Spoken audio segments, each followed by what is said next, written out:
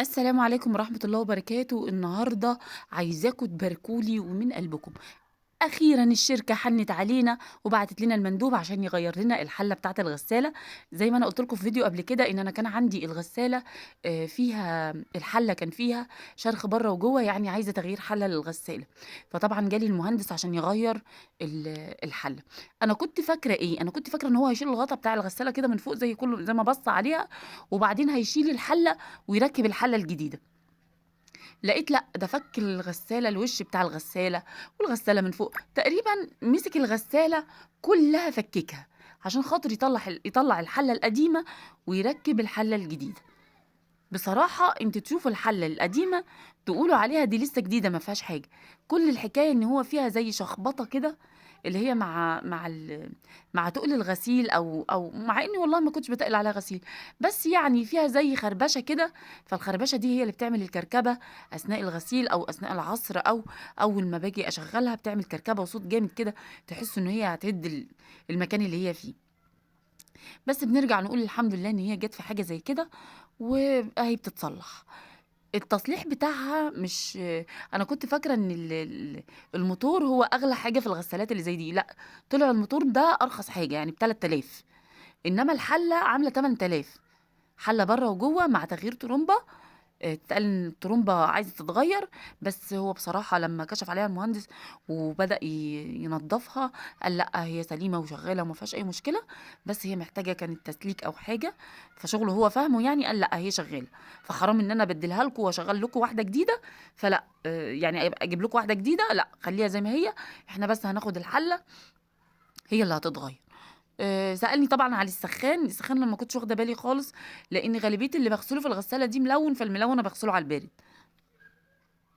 فعمل عليها تيست على كُلّه بقى، اللي هو مسك الغسالة سخّان، عمل له تيست الصرف، البرمجة بتاعتها اللي هي بتاعة الغسيل كُلّها. فالحمد لله قال لي: "دي غسالة كويسة، نوعها حلو، ما فيهاش أي مشاكل غير الحلّة، فإحنا أدينا غيّرنا الحلّة وحاولي ما تفرّطيش فيها." قُلت له: "يعني تستاهل ال8000 جنيه تصليح؟" قال لي: "لأ تستاهل، لإن كل اللي في السوق دلوقتي يُعتبر عامل يعني الخامة بتاعته أقل. لو رُحتِ شُفتِ الغسالات اللي موجودة دلوقتي." قُلت له: "ما أنا شُفتها." قال لي: "لأ الغسالات الموجودة دلوقتي تحسّي إن هي خفيفة، فمش جودتها مش زي دي." وطبعًا السعر عالي جدًا، السعر مش رخيص. فقُلت أهو الحمد لله أدينا صلّحناها.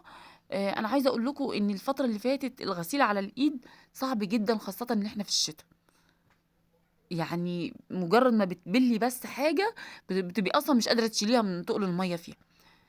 فالحمد لله ربنا ييسّر وصلّحناها وربنا يعدّيها على خير. هنا بقى كان فَك، شايفين الكاوتش اللي هو تحت إيد المهندس ده اللي بيفُك فيه، أول ما فَكُّه أهو فَكُّه، أنا لقيت قُلت له بقى ادّيهوني لإن أنا عايزة أغسله، كده أنا على طول إيدي فيه بفوطة في الحتّة اللي إيدي طايلاها، الحتّة اللي إيدي طايلاها إيدي بفوطة كده بيبقى فيه إيه، زي أوساخ بعد الغسيل، مكان ترسيب مسحوق بتاع. فلمّا قُلت له راح قال لي: "هو مش محتاج، بس لو عايزة تاخديه تغسليه ما فيش مشكلة، خُدي اغسليه." فأنا صراحةً خدته كده اديته مَرشة محترمة بالفرشة بتاعة السنان، لإن الأماكن طلّع السلكة دي منه وادّاهوني. آمم بُصّوا كده، الحتت دي إيدي مش طايلاها، الحتت دي جوّه، في الغسالة من جوّه، الباقي من برّه، اللي من برّه نضيف، بُصّي زي ما أنتِ شايفة كده نضيف، ده اللي إيدي طايلاه بالفوطة على طول بعد كل غسلة، فبتخلّي الكاوتش نضيف. طبعًا غسلته ونضّفته واديته له، ودي الحلة القديمة، بُصّوا كده، يعني أنتم تشوفوها تقولوا جديدة والله ما فيهاش أي حاجة. لكن الخربوش أو الخرابيش اللي عليها من برّه شايفين أهي، حاجة لا تُذكر يعني. بُصّوا الغسالة من جوّه كمان بتبرق، لكن يتقال لِك إن دي بايظة، بايظة إيه، ده بايظة برّه وبايظة جوّه، يعني في الحالتين هي مش تنفع، لو صلّحنا لِك اللي برّه اللي جوّه كمان بايظة، نختصر كده ونجيب واحدة جديدة وخلاص. الله المستعان، ربنا يعدّيها على خير، وباركوا لي بقى عشان خلاص مش هاغسل على إيدي تاني، ولله الحمد، الحمد لله والله العظيم. يعني الغسالة دي تعتبر روح البيت، ما فيش غنى عنها نهائيًا، ولو وصلتوا معانا في الفيديو لحد هنا يبقى صلّوا على النبي، عشان تاخدوا أنتم حسنات وأنا آخد حسنات معاكم. وربنا يسترها معانا جميعًا. بجد من الحاجات الأساسية في البيت اللي يمكن الواحد يستغنى عنها، ولو حتى يوم واحد، بتعيشي متأزمة. يالّا سلام عليكم.